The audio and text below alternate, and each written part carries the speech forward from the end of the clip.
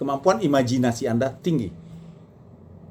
Oleh karena itulah sub C dibatasi, pembatasan masalah. Jadi pembatasan masalah bukan scope of the study. Ya, pembatasan masalah hanya masalah yang dibatasi, lalu melibatkan variabel apa saja. Dalam penelitian ini, karena energi, waktu, dan biaya yang terbatas, maka dalam penelitian ini hanya dibatasi untuk mengkaji atau berbicara mengenai variabel-variabel X3, X4, X5, X1, X2, itu saja. Dengan variabel yang dibatasi. Karena variabel adalah bagian dari rumusan masalah. Nah, baru terakhir, ini gongnya, ya, baru dirumuskan masalah, ya. Dan masalah ini dirumuskan dengan kuantitatif. Ini adalah penjelasan saya tentang isi-isi bab tentang penelitian kuantitatif.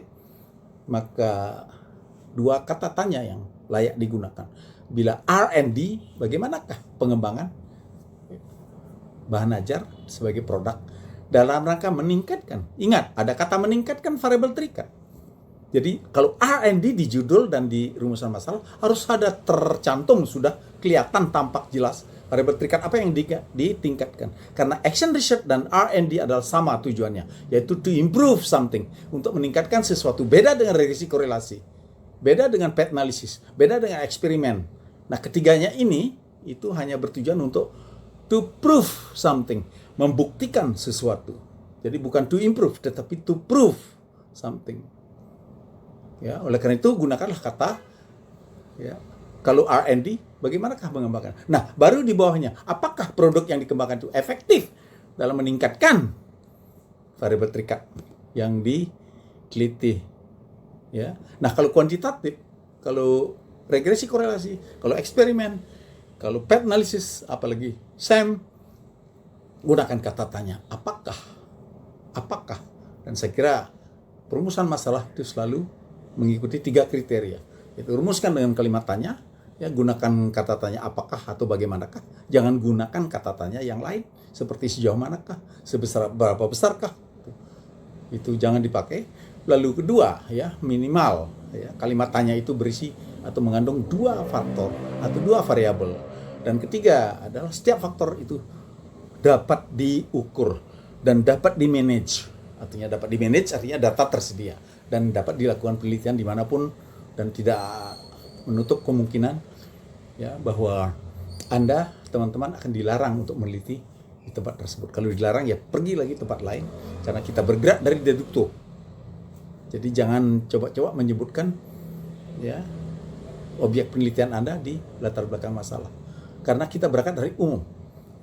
Jadi ingat, ya, kalau regresi korelasi, kalau eksperimen, kalau ex post facto, kalau R&D di latar belakang masalah itu belum layak menyebutkan variabel bebas karena belum diidentifikasi.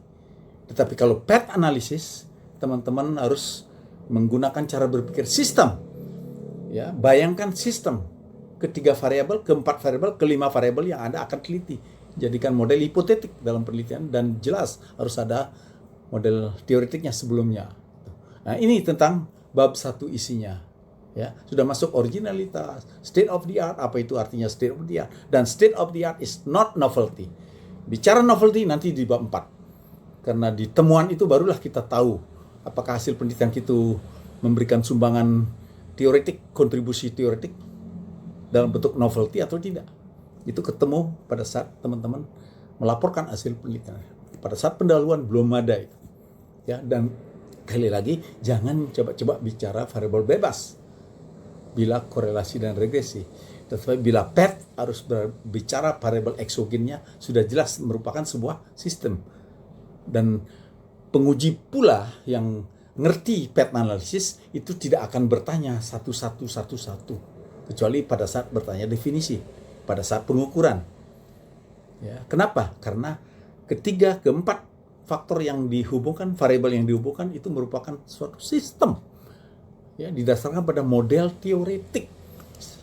Ingat, sistem, bukan komponen-komponen yang pisah-pisah seperti regresi, korelasi, X1, X2, Y, X1, X2, X3, Y. Ya, lanjut Bab 2, ya. Bab 2, ya, judul saja itu kita bingung. Mahasiswa juga bingung, apa judul yang benar gitu.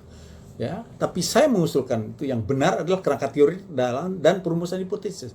Itu yang sebenarnya layak, ya, dijadikan judul secara merata di seluruh program studi, terutama di universitas kita. Ya, nah oleh karena itu dibagi menjadi A, ya, bab 2 ini yang judulnya kerangka teoretik dan perumusan hipotesis. Ya, nanti baca sendiri nanti di PPT-nya, dan selalu dimulai dari A, subbab A yang berisi dengan definisi-definisi variabel. Dan biasakan mulailah bicara tentang variabel endogen dulu atau variabel terikat dulu. Ya. Misalnya kinerja tadi. Ya, definisi tentang kinerja. Penomorannya terserah. Tidak ada yang baku, penomoran itu terserah. Feelingnya yang enak mana, A1, A1, A2 dan sebagainya terserah. Atau menggunakan A, definisi variabel, ya, satu biasa. Sudah bicara mengenai definisi-definisi sampai dimulai dari variabel endogen atau terikat, baru di bawahnya variabel bebas atau variabel eksogen. Ya, ada yang saya dengar tidak suka menggunakan kata menurut itu jangan dihiraukan. Ya, karena di buku-buku teks itu according to, menurut nggak apa-apa. Tapi jangan terus-terusan bikin kata awal di setiap paragraf diawali dengan semuanya menurut. Nanti di bawahnya lagi ya paragraf berikutnya menurut. Dan ingat ukuran paragraf pun tidak 3 kalimat, 4 kalimat. Ya paling tidak 6 atau 7 atau 10 kalimat satu paragraf. Ya, namun tiap paragraf agar tidak terjadi paragraf drop itu didahului dengan kalimat sambung. Misalnya, ya. Namun demikian, sekalipun demikian, dan lagi, moreover, gitu. However, sekalipun demikian, gitu ya. Karena itu, therefore, gitu. Itu dalam bahasa Inggris harus kaya dengan itu. Ya, needless to say dalam bahasa Inggris. Bisa dijadikan kata sambung antar paragraf sehingga paragraf itu tidak drop. Ya, needless to say, ya, nggak perlu diucapkan lagi. So, it's important to tell you that. Nah, kunci utama dari A ini, subbab A dalam bab 2 ini adalah kunci utamanya. Di akhir paragraf selalu teman-teman bikin sintesis according to you. Menurut Anda, menurut teman-teman, apa yang dimaksud dengan kinerja? Ya, oleh karena itu, ya, kinerja dapat didefinisikan sebagai bla bla bla bla bla bla. Ya, berdasarkan pada menurut si A, menurut si B, menurut si C, menurut si D, dan menurut si Z. Oleh karena itu, nah inilah yang disebut sintesis. Dari analitik A, B, C, D, E sampai Z, lalu teman-teman membuat suatu kesimpulan yang sifatnya sintesis. Inilah tesis Anda, inilah skripsi, inilah konsep yang dihasilkan secara murni dari ide Anda. Oleh karena itu jangan menggunakan kata peneliti. Ya, oleh karena itu, ya, peneliti menyimpulkan, salah. Jangan kata aktif. Jadikan kalimat pasif. Oleh karena itu dapat disimpulkan, didefinisikan, ya, bahwa yang dimaksud kinerja adalah, nah ini copy paste nanti untuk bab 3, untuk definisi konsep. Ya, penguji yang jeli itu melihat apakah sintesisnya sama, titik komanya tidak dengan definisi konseptual dalam mengembangkan alat ukur di bab 3. Oke. Nah, B, ya, wajib penelitian yang relevan. Inilah baru teman-teman mengobrol, mencari, ya, mendisplay, mendemonstrasikan keahlian teman-teman, kerajinan teman-teman dalam bentuk mencari artikel-artikel di jurnal-jurnal, artikel yang variabelnya relevan. Jadi variabelnya yang relevan, bukan jenis penelitian yang relevan. Kalau penelitian ada regresi korelasi, kalau menemukan eksperimen, ya nggak apa-apa. Ya. Dipengaruhi, kalau eksperimen dipengaruhi, kalau path analysis dipengaruhi.